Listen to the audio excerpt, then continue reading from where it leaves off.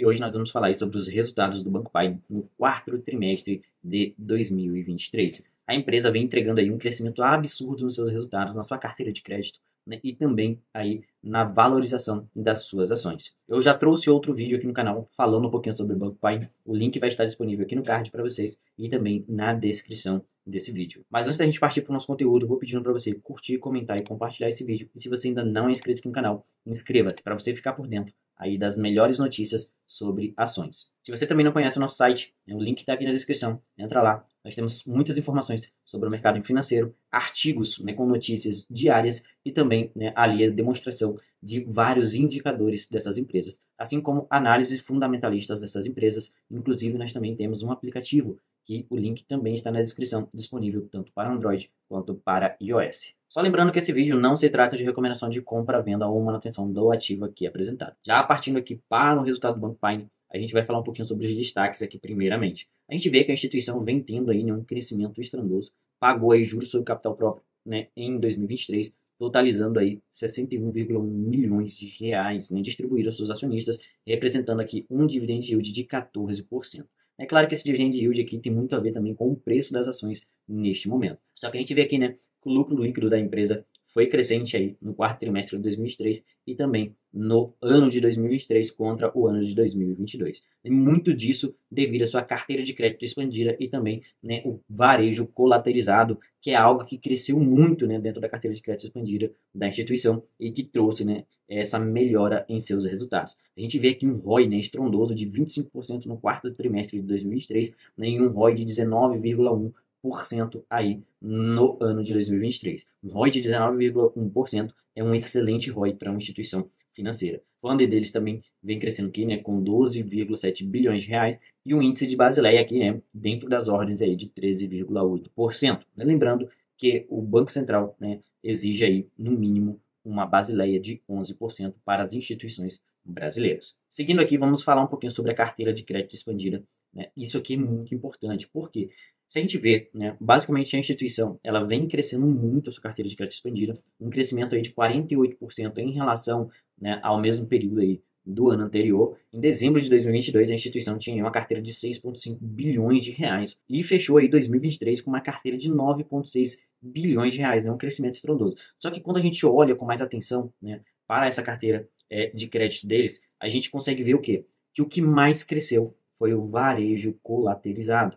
Né? E a gente sabe, né, que essa parte de varejo em relação a crédito é algo, né, um pouco delicado, devido ao fato que normalmente os clientes do varejo eles têm aí, né, uma avaliação um pouco mais baixa. Tanto quando a gente olha aqui para a distribuição de rating da carteira, né, D até H, a gente vê que representa aí hoje cerca de 3,8% da carteira. A gente também consegue ver que na inadimplência de 90 dias, né, que alguns índices estão crescendo. Né? O varejo colateralizado, por exemplo, até junho de 2023, né, ali no segundo trimestre de 2023, ele era zerado, né, e agora ele já tem aí algo na casa de 0,3. É pouca coisa? É, só que se a gente olha que ele não tinha nada e agora tem 0,3%, a gente já teve um grande crescimento aí. As pequenas e médias empresas também era abaixo de 1%, e agora está aqui, né, variando mais ou menos ali na casa de 1,6%. As grandes empresas, por sua vez, né, tiveram uma retração aqui na inadimplência de 90 dias, né, caindo de 1,4% para 0,2%. Isso aqui é importante. Quando a gente olha para a inadimplência total, né, da carteira da instituição, ela teve uma queda de 0,8% para 0,3%. Então, teoricamente, aqui, em relação à inadimplência, a instituição está ok, né, com bons resultados aí nessa inadimplência de 90 dias. A gente vê que a distribuição por prazo, né, é de prazos mais curtos.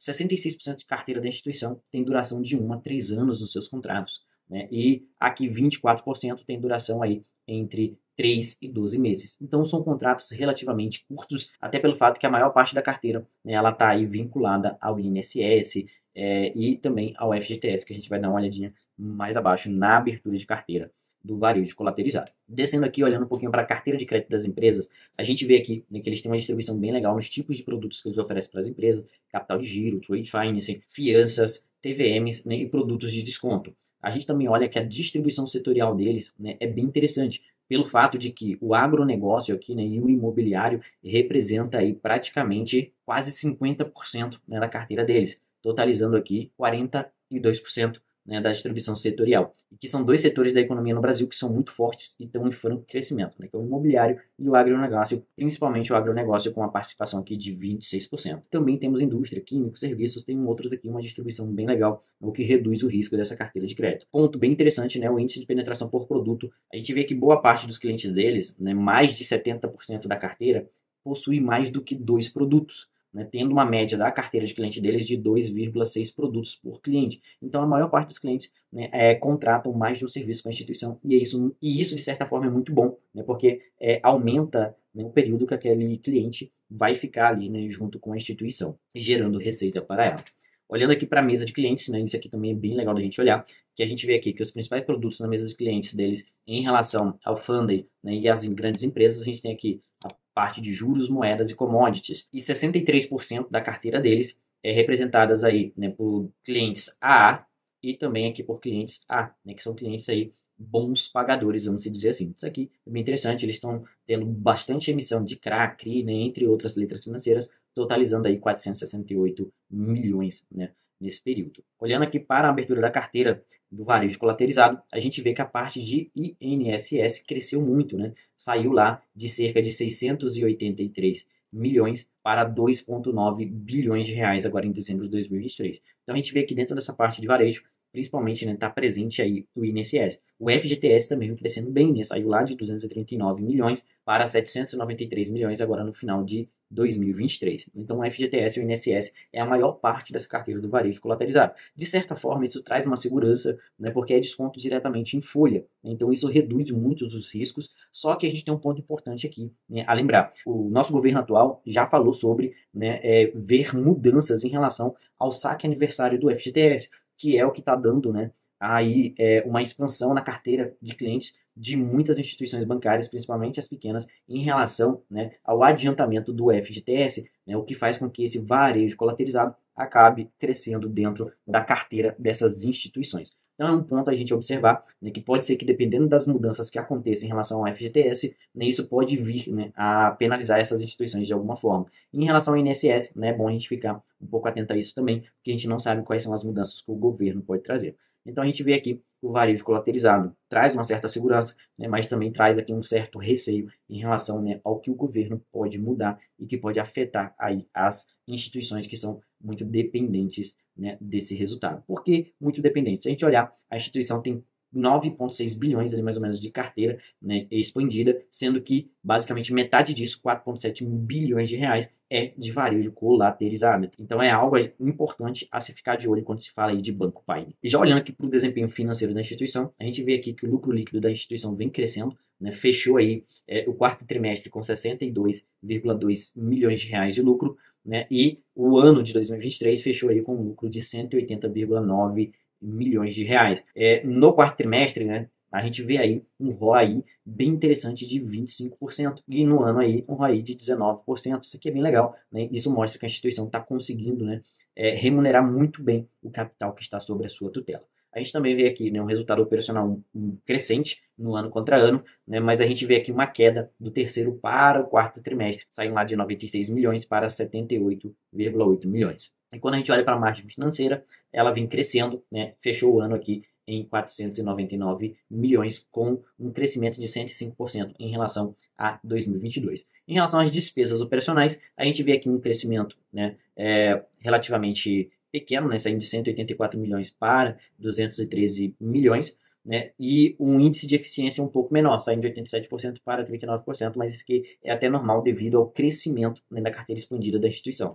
Consequentemente, com o crescimento da carteira de crédito, essa eficiência, né, e as despesas elas começam a mudar. Agora a gente vai lá para o site da análise de ações para a gente ver um pouquinho, né, o histórico da instituição. A gente vê aqui que a receita líquida versus o lucro líquido da instituição de 2016 a 2020 ela vinha demonstrando prejuízo, né, com uma receita líquida aqui abaixo dos patamares anteriores, e em 2021 a instituição, com a entrada do varejo colateralizado, conseguiu dar um up nos seus resultados, melhorando, né, sua receita líquida e consequentemente, né, trazendo aí a empresa para o lucro líquido. E isso representa muito porque as ações da empresa cresceram bastante, né, devido ao fato de que ela saiu do prejuízo para o lucro. Mas até quando ela vai manter? Porque a gente olhando aqui nesse histórico desde 2004, a gente vê uma instituição sempre, né, mostrando crescimento por um período, né, de 2004 a 2008 aqui, e de 2008, né, ela teve uma grande queda para 2019, subiu até 2011, né, e de 2011 até 2014 aqui, né, praticamente andou de lado, subiu um pouquinho em 2015, e teve essa queda brusca e entrou no prejuízo aqui no ano de 2016 e andou assim até 2020.